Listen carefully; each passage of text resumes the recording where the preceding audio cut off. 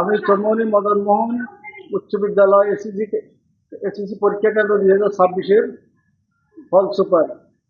আমাদের এখানে আজকে ইংরেজি প্রথম পত্রের পরীক্ষা সকাল 10টা থেকে অত্যন্ত সুন্দর পরিবেশে আরম্ভ হয়েছে এবং পরীক্ষার বোর্ড টিম আমাদের এখানে পরীক্ষা আরম্ভ হওয়ার আগেই এসেছেন। ওনারা আমাদের পরীক্ষা ব্যবস্থা নিয়ে খুবই সন্তুষ্ট।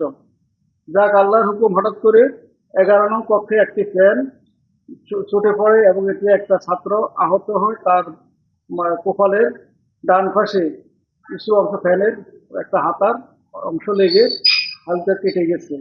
এরপর আমরা প্রাথমিক চিকিৎসা তাকে দিয়েছি এবং চিকিৎসা দেওয়ার পরে সে ভালোভাবে আবার পরীক্ষায় এসেছে এবং পরীক্ষা সম্পন্ন করেছে। এরপরে বোর্ডের পরীক্ষা নিয়ন্ত্রক আমাকে ফোন করেছেন এবং বিস্তারিত জেনেছেন। জানার পর আমি জানাচ্ছি।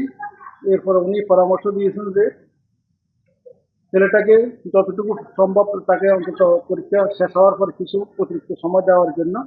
এখন আমরা অতিরিক্ত সময় দিয়েছি, দেওয়ার পর সে লেখা সম্পূর্ণ কমপ্লিট করেছে এবং সে স্বেচ্ছায় খাতা জমা দিয়েছে এবং তার সাথে তার পিতা উপস্থিত ছিলেন এবং তার পিতা তাকে জিজ্ঞেস করছে, তোমার সব লেখা শেষ হয়েছে কিনা? সে বলেছে শেষ হয়েছে। এরপরে আবার খাতা রিভিশন দিয়ে সে এখন খাতা জমা দিয়েছে। আমরা তাকে অতিরিক্ত সময় দিয়েছি। তারপর আমাদের এখানে যে ট্যাগ অফিসার ছিলেন, উনিও সার্বক্ষণিক তত্ত্বাবধান করেছেন। তারপর মেডিকেল টিম এসেছে। শুনছি যে ও দারুল ইসলাম মডেল একাডেমিতে পড়ে। ওখান থেকে চৌমনি মদন মোহন কেন্দ্র থেকে পরীক্ষা দিচ্ছিল।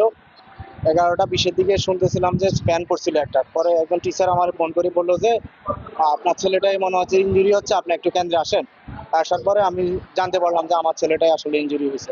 তো টিচাররা বলছে একটু সময় বাড়াই দিয়ে তার পরীক্ষাটা নিবেন। আমি 2026 সালে এসএসসি পরীক্ষার্থী। আমাদের পার্শ্ববর্তী রুমে একটি ফ্যান নষ্ট অবস্থায় ছিল। সে চলাকালীনে একটি শিক্ষার্থী মাথার মধ্যে পড়ে তার মাথার মধ্যে সে আহত হয়েছে।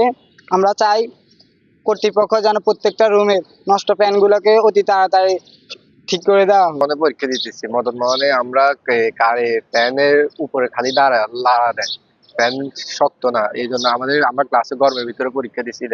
ওনারা ফ্যান বন্ধ করে দিছিল। ওদের নিচতলায় ফ্যান একটা ভাঙিয়ে পড়ছিল, একজন স্টুডেন্ট আহত হয়েছে। এখন এই জন্য আমরা গরমের ভিতরে দিছিলাম, আমাদের ক্লাসে ফ্যান বন্ধ আছে। আমি 2026 সালের এসএসসি পরীক্ষার্থী। আমাদের পার্শ্ববর্তী হলে একটা ছেলে সিলিং ফ্যান পড়ে গিয়ে তার মাথার মধ্যে আহত হয়।